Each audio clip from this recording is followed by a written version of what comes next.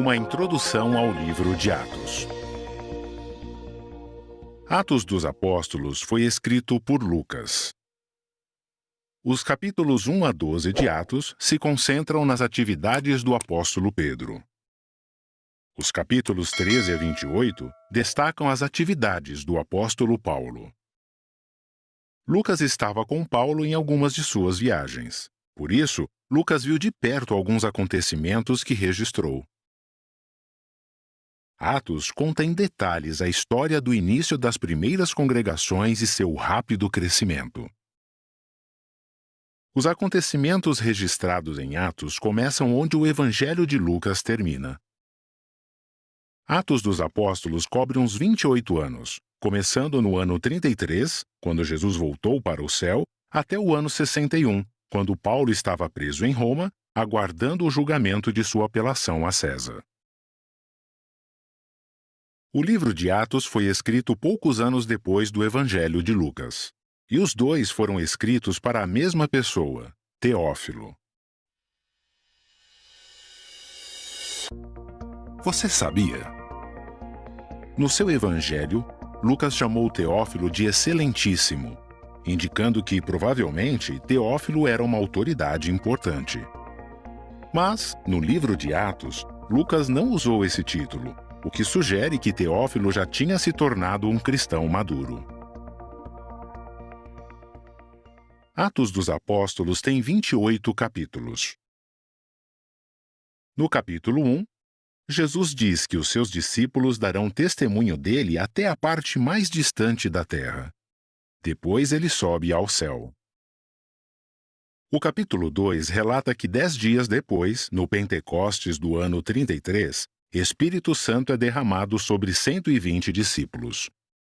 Mais tarde, naquele mesmo dia, cerca de 3.000 pessoas são batizadas. Os capítulos 3 a 9 mostram o zelo dos primeiros discípulos na pregação e os sinais milagrosos que eles fazem.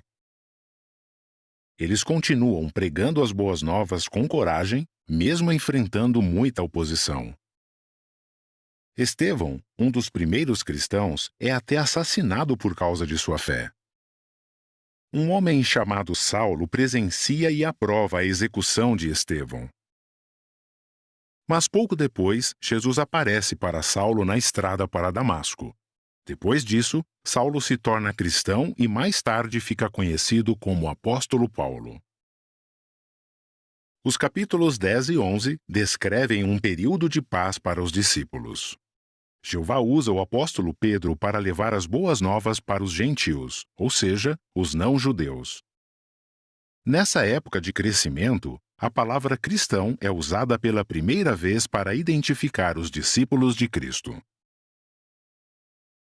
No capítulo 12, volta a perseguição. Herodes manda matar o apóstolo Tiago e prende Pedro, que mais tarde é solto por um anjo.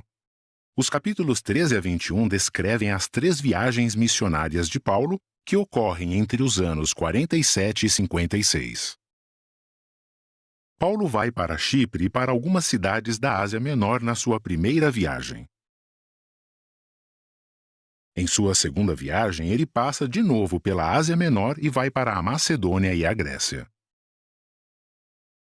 A terceira viagem de Paulo dura cerca de 4 anos e termina em Jerusalém. Paulo escreve 6 cartas inspiradas na época em que ele fez a segunda e a terceira viagem. Segundo as informações registradas no livro de Atos, Paulo viajou aproximadamente 16.000 quilômetros. No capítulo 21, Paulo é preso injustamente em Jerusalém. Os capítulos 22 a 26 mostram a defesa de Paulo. Ele se apresenta perante Félix, governador da Judéia, seu sucessor Festo e o rei Herodes Agripa II. Durante a sua defesa, Paulo apela para César, a maior autoridade romana daquela época. Os capítulos 27 e 28 descrevem a viagem difícil de Paulo a Roma, que inclui até um naufrágio.